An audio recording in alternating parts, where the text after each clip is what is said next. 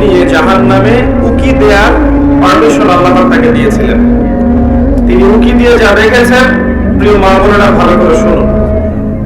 নবী করিম সাল্লাল্লাহু আলাইহি ওয়াসাল্লাম বলেছেন যে আমি জাহান্নাম দেখেছি এবং দেখেছি সেখানকার বেশিরভাগ অধিবাসী হচ্ছে নারী জাতি। ইন্না লিল্লাহি ওয়া ইন্না ইলাইহি রাজিউন। মনে করবেন না যে আল্লাহ পাক মেয়েদের প্রতি জুলুম করতে পারেন। নিঃসন্দেহে আল্লাহ পাক কারোর প্রতি জুলুম করবেন না। ইন্নাল্লাহা লা ইয়াজলিমু মিসকালা যাররাহ।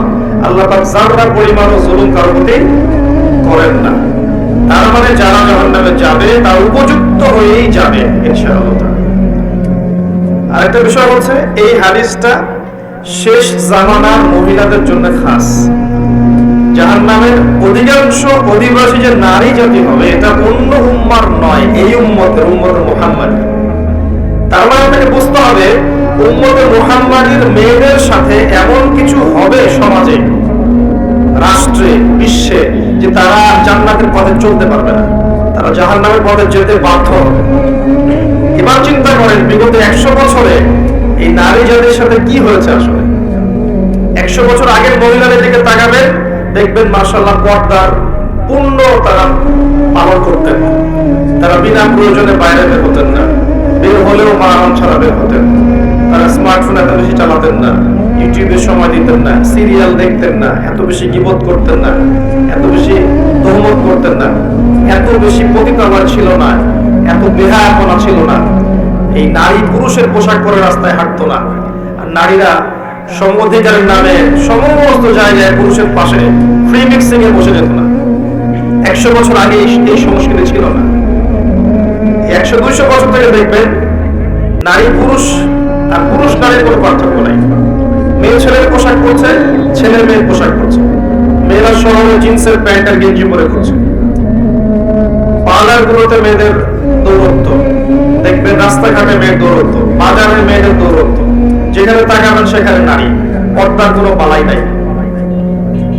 স্কুল, কলেজ, বিশ্ববিদ্যালয়ে দেখবেন নারী পুরুষের কোনো পার্থক্য নাই।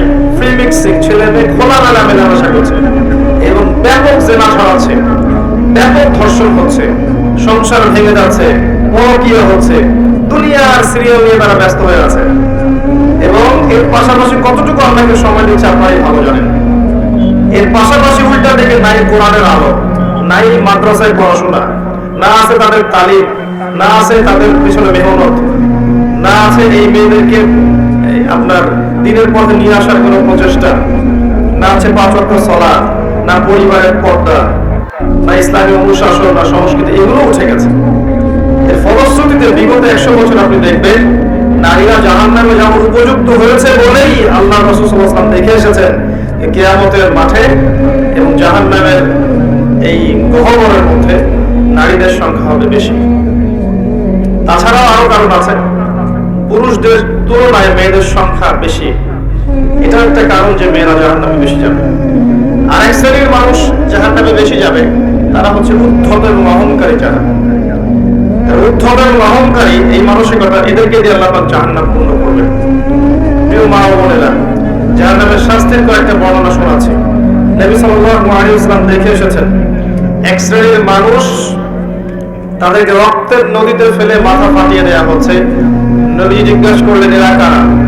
জিবরাইল আলাইহিস সালাম বললেন এরা হচ্ছে আপনার উম্মতের সেই সব ব্যক্তি যারা ছিল সুদখোর। সুদের মধ্য দিয়ে তারা গরিবের রক্ত চুষে খেয়েছে, এই কারণে ওদেরকে রক্তের নদীতে ফেলে মাথা ফাটিয়ে দেওয়া হচ্ছে। যে ব্যক্তি সুদ খাবে, যে সুদ দিবে, যে সুদের সাক্ষী থাকবে এবং সুদের কথা লিখে রাখবে, 4 শ্রেণীর মানুষকে আল্লাহ রাসূল সাল্লাল্লাহু আলাইহি ওয়াসাল্লাম সমানভাবে অভিশাপ করেছেন। আমরা আশা করব আপনারা সুদ খাবেন না, পরিবারের কর্তাকে সুদের দিকে উদ্বুদ্ধ করবেন না এবং সুদী সমিতির মধ্যে নাম লেখাবেন না। আল্লাহ পাক বোঝার তৌফিক দান করুন। তিনি দেখে এসেছেন এক শ্রেণীর মানুষকে সামনে ভালো গোশত দেওয়া হয়েছে, পাশে নোংরা পচা গোশত দেওয়া হয়েছে। তারা ভালো গোশত খাচ্ছে না, পচা গোশতগুলো খাচ্ছে। নবীজি বললেন এরা হচ্ছে, নবীজিকে বলা হলো এরা হচ্ছে আপনার উম্মতের সেই সব ব্যক্তি যাদের বাসায় পবিত্র স্বামী ছিল, স্বামী থাকা সত্ত্বেও পরকীয়া করেছে পরপুরুষের সাথে। আর ফোনকে শুধু যৌন সম্পর্কে বোঝানো হয় না।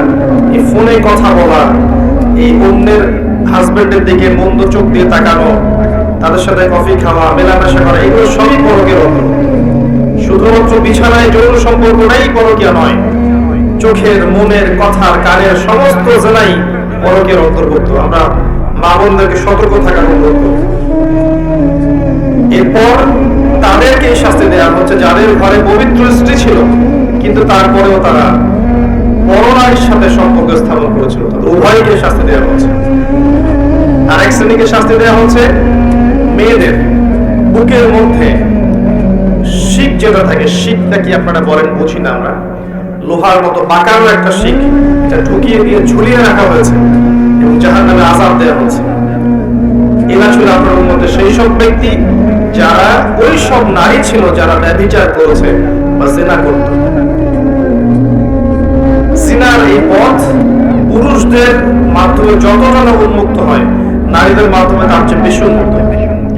যখন সমাজের বেশিরভাগ মেয়েরা বেপরদায় ঘোরাফেরা করবে তখন সমাজের মধ্যে জিনা বাড়বেই, ব্যভিচার বাড়বেই, ধর্ষণ বাড়বেই, পরকীয়া বাড়বেই এবং সমাজের যে একটা নূরানি কাঠামো থাকে, রুহানি কাঠামো থাকে, আল্লাহ প্রদত্ত এটা থাকবে না, ভেঙে যাবে। আমরা আমাদের মা বোনদেরকে অনুরোধ করব, ছোটবেলা থেকেই আপনার মেয়েকে, আপনার বোনকে পর্দা করতে শেখান। সম্ভ্রম একবার চলে গেলে এই বিশ্ব নেতারা, রাষ্ট্র নেতারা, অর্থনৈতিক নেতারা, সমাজের নেতারা কখনো সম্মানটুকু ফিরিয়ে দিতে পারবে না। আপনার আমার সম্মান আমাদেরকেই রক্ষা করতে হবে, আমাদের পরিবারের মূল্যবোধ আদর্শ আমাদেরকেই রক্ষা করতে হবে। এদিকে দাজ্জালের অনুসারী এবং শয়তানের অনুসারীরা গানের পাশে অনেক স্লোগান দিতে থাকবে, এই স্লোগানে আপনার কান দেওয়া যাবে না। আল্লাহ পাক বোঝার তৌফিক দান করুন, আমিন। আর অনেক শাস্তি তিনি দেখে এসেছেন যে ব্যভিচারীদেরকে এমন চুলার মধ্যে রাখা হয়েছে যার নিচের দিকটা প্রশস্ত, সামনের দিকটা সরু, নিচ থেকে আগুন জ্বলছে, উপর থেকে দাউ দাউ করে, আর মানুষগুলো নগ্ন অবস্থায় নিচ থেকে উপরে চলে আসছে। আর অনেক শাস্তি দেখেছেন যে এতিমের মাল যারা ভক্ষণ করছে ওদের শাস্তি দেখেছেন যে তারা বড় বড় আগুনের এক একটা তলা এগুলো নিয়ে গিলছে, পেটের ভিতরে চলে যাচ্ছে, পিছনের পথ দিয়ে বের হয়ে যাচ্ছে। যারা সালাত আদায় করতো না তাদের শাস্তি তিনি দেখে এসেছেন যে তারা শুয়ে আছে এবং মাথার উপরে দুইজন ফেরেশতা দাঁড়িয়ে আছে, তাদের হাতে বড় পাথর আছে, এই পাথর দিয়ে তারা মাথা ফাটিয়ে দিচ্ছেন, মাথাটা চূর্ণ বিচূর্ণ হয়ে যাচ্ছে এবং সেই পাথরটা ছিটকে অনেক দূরে চলে যাচ্ছে। এরপর সেই পাথর তারা আবার আনতে যাচ্ছে, এই ফাঁকে এই মাথাটা আবার আগের জায়গায় চলে আসছে, আবার পাথর এনে আবারও মাথার উপরে আঘাত করে মাথাটাকে চূর্ণ বিচূর্ণ করা হচ্ছে। কাদের শাস্তি? যারা ফরজ নামাজ পড়তো না, ঘুমিয়ে থাকতো। নবী সাল্লাল্লাহু আলাইহি ওয়াসাল্লাম বলেছেন, চারটা কাজ যদি কোনো মেয়ে করতে পারে জান্নাতে যাওয়ার জন্য 8টা দরজা আল্লাহ পাক খুলে দেবেন ইনশাআল্লাহ। মাত্র 4টা কাজ কোন নারী যদি করতে পারে তার জন্য আল্লাহ পাক জান্নাতের 8টা দরজাই খুলে দেবেন ইনশাআল্লাহ। যে দরজা দিয়ে ইচ্ছা সে প্রবেশ করতে পারবে। তার প্রথম কাজ হচ্ছে যেই নারী 5 ওয়াক্ত সালাত আদায় করে। কতজন মেয়ে এখন 5 ওয়াক্ত সালাত পড়ে নিজেরাই ভেবে দেখেন, বা আদৌ সালাতের নিয়ম কানুন জানে কিনা ভেবে দেখেন, ওযু ঠিকমতো করতে পারে কিনা ভেবে দেখেন, সালাতের ফরজ ওয়াজিব কোনটা, সুন্নাহ কোনটা, মুস্তাহাব জানে কিনা এটা ভেবে দেখেন। জীবনে কোনোদিন সালাত শিক্ষা একটা বই পড়েছে কিনা এটাও ভেবে দেখেন। 12, 14, 15 বছর স্কুল কলেজ ইউনিভার্সিটিতে পড়েছে, 20 বছরের মতো একটা নামাজ শিক্ষা বই পড়েছে কিনা ভেবে দেখেন। এই মেয়ে কি বিনা হিসেবে জান্নাতে যাবে? 8টা দরজা খুলে দেওয়া হবে? দ্বিতীয় কাজ বলেছেন নবী সাল্লাল্লাহু আলাইহি ওয়াসাল্লাম, যেই নারী 5 ওয়াক্ত সালাত আদায় করে এবং রমজান মাসে রোজা রাখে। রমজান মাস কি সেটাই তো জানে না। রমজান মাস মানে ওর কাছে মনে হয় ঈদ করার মৌসুম, জামা কেনার মৌসুম, নতুন নতুন জামা আসবে, এগুলো কিনবো, ফ্যাশন করবো, বিউটি পার্লার যাবো, মেকআপ করবো, হ্যাং হ্যাং করে ঈদের দিন রাস্তায় ঘুরবো, এটাই হচ্ছে রমজানের বৈশিষ্ট্য তাদের কাছে মনে হয়। অথচ রমজান আসলে আয়েশা রাদিয়াল্লাহু আনহা চোখের পানি ঝেড়ে দিয়ে সিজদায় পড়ে থাকতেন, জায়নামাজে পড়ে থাকতেন। এমনকি নবী সাল্লাল্লাহু আলাইহি ওয়াসাল্লামের সঙ্গ দেখা যাবে কোনো কোনো ক্ষেত্রে পাওয়া সম্ভব হতো না। আমাদের নবীজি তখন আল্লাহর ধ্যানে এবং ইবাদতে বেশি ব্যস্ত থাকতেন। সেই মেয়েরা এখন রমজান মাসে 30টা রোজা রাখবে, পাশাপাশি তাহাজ্জুদে দাঁড়িয়ে, কিয়ামুল লাইলে দাঁড়িয়ে, তারাবির সালাতে দাঁড়িয়ে আল্লাহর সামনে চোখের পানি ঝাড়বে। চোখ দিয়ে পানি ঝরাও তো একটা সৌভাগ্য। আল্লাহর স্মরণে চোখ দিয়ে পানি আসা একটা সৌভাগ্য, যেটা আল্লাহ সবাইকে দেন না। যে চোখ দিয়ে সারাদিন জীবন জলসা দেখছেন, পরপুরুষকে দেখছেন, অবাস্তব এইসব কাহিনীর সাথে বাস্তবতার কোন সম্পর্ক নাই। শিরকি মুশরিকি আকীদা, কুফরি আকীদা এগুলো শিখছেন, ওদের সংস্কৃতি শিখছেন, ওদের রং ঢং শিখছেন, ওদের মতো করে কথা বলছেন, ওদের মতো করে শাড়ি পরছেন, ওদের মতো করে খাচ্ছেন, উঠছেন, বসছেন। এই চোখ দিয়ে আল্লাহর পানি বের হবে কখনো? এই চোখ দিয়ে আল্লাহর পানি বের হওয়ার সৌভাগ্য হবে কখনো? কোশ্চিনকাল হবে। আর যে আল্লাহর স্মরণে কাঁদতে পারে নাই, তার চেয়ে হতভাগা কি আছে পৃথিবীতে? কেউ যদি আল্লাহর স্মরণে কাঁদে, আল্লাহ পাক তাকে মনে মনে স্মরণ করেন, এবং সেই চোখ জাহান্নামে যাবে না যেই চোখ আল্লাহর স্মরণে কেঁদেছে। রমাদান মাসের সওম, এই অবস্থা আমাদের নারীজাতির। তারপর দেখবেন তৃতীয় কাজ নবীজি বলেছিলেন, যারা লজ্জাস্থানের হেফাজত করতে পারবে, নামাজের সাথে রোজা, এরপর লজ্জাস্থানের হেফাজত করতে পারবে, তার মানে খাস পর্দা করতে পারবে। আমি শব্দটা বলেছি খাস পর্দা করতে পারবে। ডিজিটাল পর্দার কথা আমি বলিনি। ডিজিটাল বোরখা চলবে না। যে বোরখা পরার পরেও শরীরের সমস্ত কাঠামো বোঝা যায়, কোন অঙ্গ কতটুকু উঁচু নিচু, এই বোরখা এখনই জ্বালিয়ে করে দিতে হবে। এই বোরখা চলবে না। আপনাকে এমন বোরখা বানাতে হবে যেটা এত ঢিলে ঢালা, যেটা পরার পর দূর থেকে পর্যন্ত না, কাছ থেকেও যেন আপনার শরীরের কোন অঙ্গের কাঠামো বোঝা না যায়, এবং বাহির থেকে তো ভিতরের অঙ্গ দেখার প্রশ্নই ওঠে না। ডিজিটাল পর্দা মানতেন।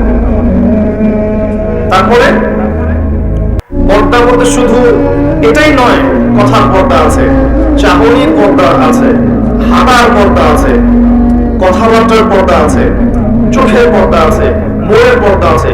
এই সমস্ত বিষয়গুলো না আসা পর্যন্ত পর্দা পরিপূর্ণ হয় না। যদি খাস পর্দা করে আপনার মেয়েটা কফি হাউসে বসে তার বয়ফ্রেন্ডের সাথে কফি খায়, এই পর্দা কি কোনো দাম আছে? এটা হচ্ছে ঘরের জানালা বন্ধ করে দরজা খুলে দেওয়ার মতো পাপ। এই বোকামি কেউ করবে? শুধুমাত্র পোশাকটাই পর্দা নয়, মনের পর্দা আছে, চলনে বলনের পর্দা আছে, কথায় পর্দা আছে, চোখের পর্দা আছে। শোনেন, সূরাতুল কাসাসের মধ্যে আল্লাহ রাব্বুল আলামিন সালামের একটা গল্প উল্লেখ করেছেন, ঘটনা। যে মুসা আলাইহিস সালাম যখন শুআইব আলাইহিস সালামের কওমের মধ্যে গেলেন, সেখানে তিনি একা ছিলেন, কারণ তিনি মার্ডার কেসের আসামি হয়ে গেছেন। ফেরাউন তাকে ধাওয়া করছে, তার দলবল। তিনি চলে গেছেন মাদিয়ানে। সেখানে গিয়ে বসে আছেন, দেখছেন দুইজন মেয়ে পানি নিতে এসেছে, কিন্তু মেয়েদের শক্তি কম। অন্য মানুষরা ওদেরকে পানি নিতে বাধা দিচ্ছে, ওরা আগে আগে নিচ্ছে, মেয়েরা দাঁড়িয়ে আছে অসহায়ের মতো। মুসা আলাইহিস সালামের শক্তি ছিল, সাহস ছিল, এবং অত্যন্ত ব্যক্তিত্ব সম্পন্ন একজন মানুষ ছিলেন। তিনি গিয়ে নিজে ওই মেয়ে দুটোর যে বালতি পানি, এগুলো নিয়ে নিজে গিয়ে পানি নিয়ে মেয়েদেরকে দিলেন, উপকার করলেন। এবার এই মেয়ে দুটো বাসায় চলে গেল। এদিকে মুসা আলাইহিস সালাম একটা গাছের নিচে বসে আছে। বসে তিনি আল্লাহর কাছে দোয়া করছেন, রব্বি ইন্নী বিমা আনজালতা ইলাইয়া মিন খায়রিন ফাকির। আল্লাহ, তুমি আমার প্রতি যে নিয়ামত দিবে, এর জন্য আমি ফকির হয়ে বসে আছি। ফকির হয়ে বসে আছে, কারণ তার তখন বাড়ি নাই, থাকার জায়গা নাই, খাওয়ার কোনো ব্যবস্থা নাই। তিনি তো পানি এসেছেন মিশর থেকে। তখন ওই দুই মেয়ের একজন মেয়ে হেঁটে হেঁটে আসলো। আল্লাহ রাব্বুল আলামিন ওই মেয়েটার হেঁটে হেঁটে আসার যে স্টাইল, সেটাও কোরআনের মধ্যে বলেছেন। এত সূক্ষ্ম কোরআন আমরা বুঝি না। তিনি বলেছেন আল্লাহ পাক যে মেয়েটা লাজুক ভঙ্গিতে হেঁটে মুসার কাছে আসলো। কি ভঙ্গিতে? লাজুক ভঙ্গিতে হেঁটে মুসার কাছে আসলো। এসে বলল, আমার বাবা আপনাকে বাসায় ডেকেছেন। তার বাবার নাম শুআইব আলাইহিস সালাম। এই যে মেয়েটা লাজুক ভঙ্গিতে হেঁটে এসেছে, এই কথাটা কোরআনে আছে। তার মানে মেয়েদের হাঁটার মধ্যে একটা আদর্শ আল্লাহ দিয়েছেন। এখনকার এই জেনারেশনের হাঁটা কি লাজুক ভঙ্গিতে? এদের হাঁটা দেখলে শত শত না লক্ষ লক্ষ যুবক জেলায় লিপ্ত হয়ে যাচ্ছে হাঁটা দেখে। এই হাঁটা, চলাফেরা, পোশাক আশাক, ফ্রি মিক্সিং, বন্ধু বান্ধবী এই সংস্কৃতি, এই যে চাচাতো ভাই কাজিন এই সংস্কৃতি, চাচাতো ভাই চাচাতো বোন, খালাতো ভাই খালাতো বোন এই ফ্রি মিক্সিং সংস্কৃতি।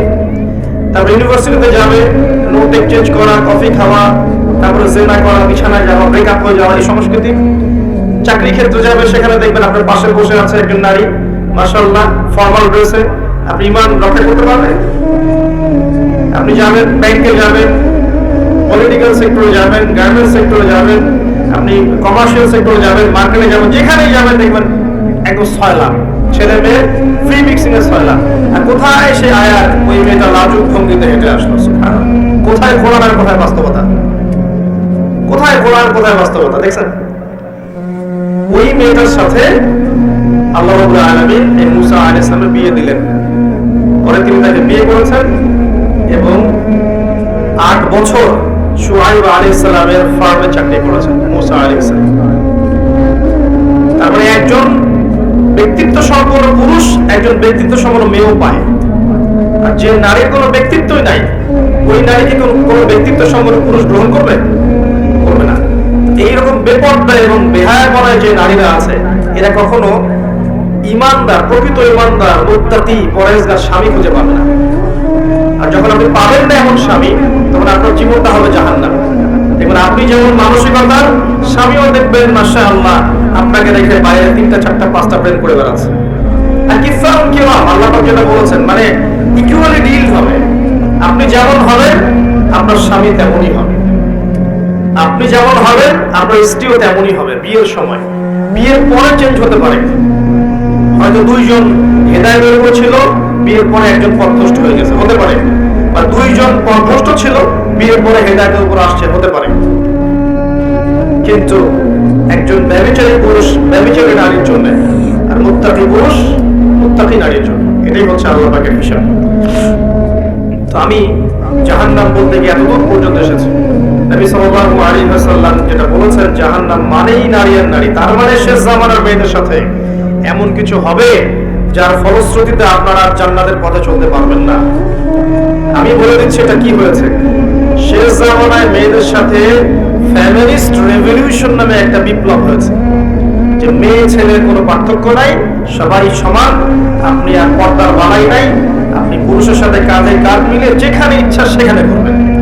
এই যে ফেমিনিস্ট রেভলিউশন, এর ফলশ্রুতিতে আপনি আপনার তাওহীদ হারিয়েছেন, সুন্নাত হারিয়েছেন, নবীর আদর্শ হারিয়েছেন, পর্দা হারিয়েছেন, সম্মান হারিয়েছেন, ইজ্জত হারিয়েছেন। আল্লাহর ওই নূরানি খানা থেকে নাম কাটা পড়ে গেছে। তওবা করে যদি ফিরে আসতে পারেন, এখনো যদি তাওহীদে আসতে পারেন, সুন্নতে আসতে পারেন, খাস পর্দায় আসতে পারেন, 5 ওয়াক্ত সালাত আদায় করতে পারেন, যাকাত দিতে পারেন, রমজানের সওম রাখতে পারেন, সুন্দর করে আল্লাহর আদেশ নিষেধ মেনে চলতে পারেন, এবং এই যে 4টা কাজ সালাত, সওম, পর্দা এবং স্বামীর আনুগত্য, এই 4টা কাজ করতে পারেন, ইনশাআল্লাহ তাআলা আরো সম্ভব আপনার সমস্ত গুনাহকে নেকিতে পরিবর্তন করা এবং পরকালে কিয়ামতের মাঠে আপনার জন্য জান্নাতের 8টা দরজা খুলে যাওয়া। এটা এখনো সম্ভব।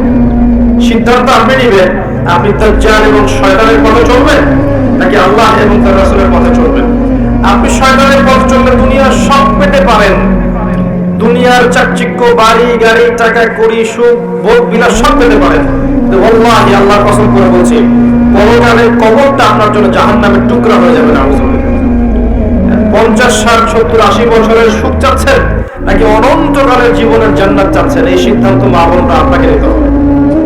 যদি আপনি সিদ্ধান্ত নেন যে আমি আল্লাহকে চাই, রাসূলকে চাই, তারাই আমার আপন, আর কেউ আমার আপন নয়, আমাকে আল্লাহর কাছে একা ফিরে যেতে হবে, স্বামী সন্তান বাড়ি গাড়ি ব্যাংক ব্যালেন্স জমি জমা সব ছেড়ে, তাহলে বুদ্ধিমানের কাজ হবে নিজেকে আল্লাহর জন্য ওয়াকফ করে দেন, সুপর্দ করে দেন।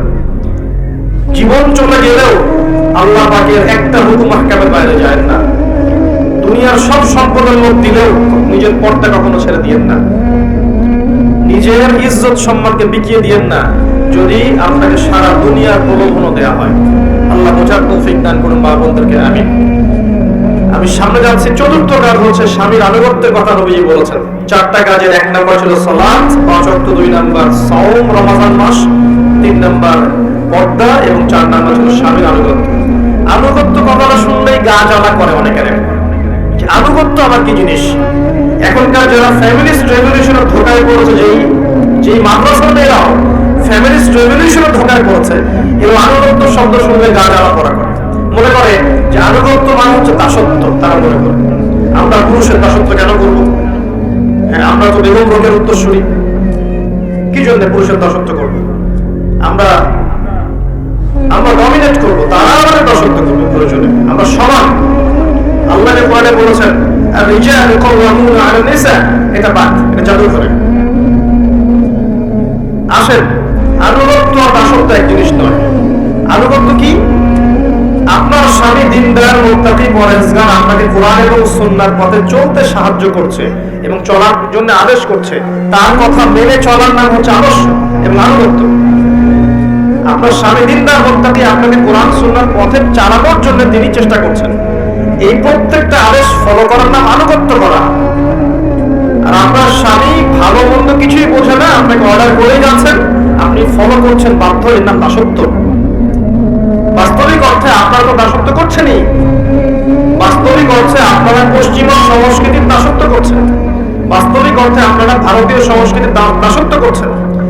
বাস্তবিক অর্থে আপনারা শয়তান এবং দাজ্জালের ফিতনায় পা দিয়ে ওদের দাসত্ব করছেন। কিন্তু আনুগত্য অন্য জিনিস ছিল।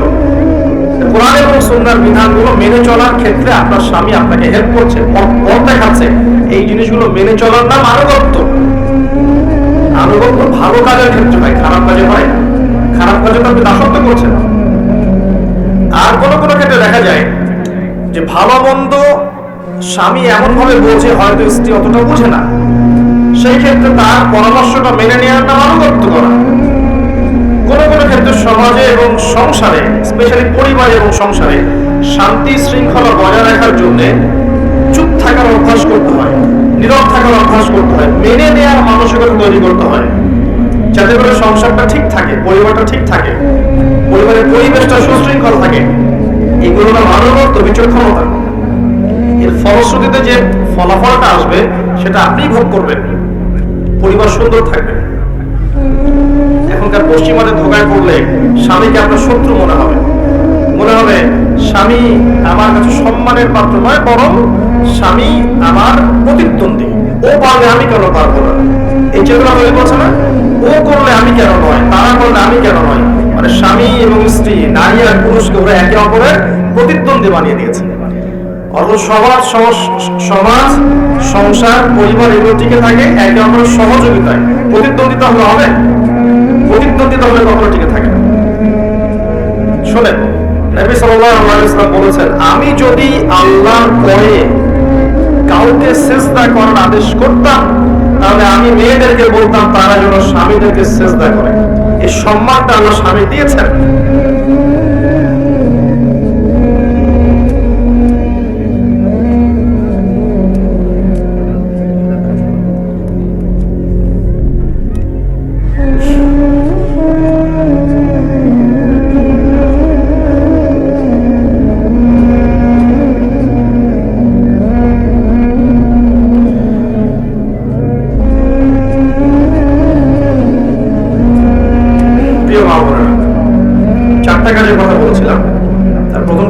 একজন নারী যদি 5 ওয়াক্ত সালাত জামাতের সাথে আদায় করতে পারে, জামাতের সাথে নয়, বাসায় 5 ওয়াক্ত সালাত টাইম টু টাইম ওয়াক্ত মোতাবেক আদায় করতে পারে, রমজান মাসে সওম রাখতে পারে 1 মাস, নিজের লজ্জাস্থানের হেফাজত করতে পারে, অর্থাৎ পর্দা ঠিক মতো করতে পারে, এবং ভালো কাজে তার স্বামীর আনুগত্য করতে পারে, ইনশাআল্লাহ তাআলা এই মহিলা বা এই নারী যখন মারা যাবে, পরকালে আল্লাহ রাব্বুল আলামিন তাকে জান্নাতের 8টা দরজা খুলে দিবেন, যেই দরজা দিয়ে ইচ্ছা সে জান্নাতে প্রবেশ করতে পারবে। আমরা আশা করব আপনারা এই 4টা কাজ করার মানসিকতা নিয়ে আজকের মাহফিল থেকে বাসায় যাবেন। আজকের পর থেকে কোনোদিনও যেন নামাজ ছুটে না যায়, নামাজ কাজা না হয়, নামাজ থেকে আপনাকে কি গাফেল করতে না পারে। সমস্ত কাজ পরে, আগে সালাত। আজকের পর থেকে কখনো যেন রমজান মাসের সওম মিস না যায়। যেগুলো আল্লাহর নিয়মে ছুটে যাবে সেগুলো পরে কাজা করে নেবেন। আজকের পর থেকে যেন পর্দা না ছুটে যায়, হৃদয়, কথা কথা, চোখ, শরীর, পোশাক সমস্ত ক্ষেত্রে যেন আপনার পর্দা বজায় থাকে। এবং সর্বশেষ যে বিষয়টা স্বামীর আনুগত্য, এই বিষয়টা যেন আপনার মধ্যে থাকে। স্বামী আপনার মহব্বতের, স্বামী আপনার ভালোবাসার মানুষ, স্বামী আপনার প্রতিদ্বন্দ্বী নয়, আপনার সহযোগী। আপনার সমস্ত বিষয়ের গার্ডিয়ানশিপ এখন স্বামীর হাতে। স্বামী যে বিষয়গুলো পছন্দ করে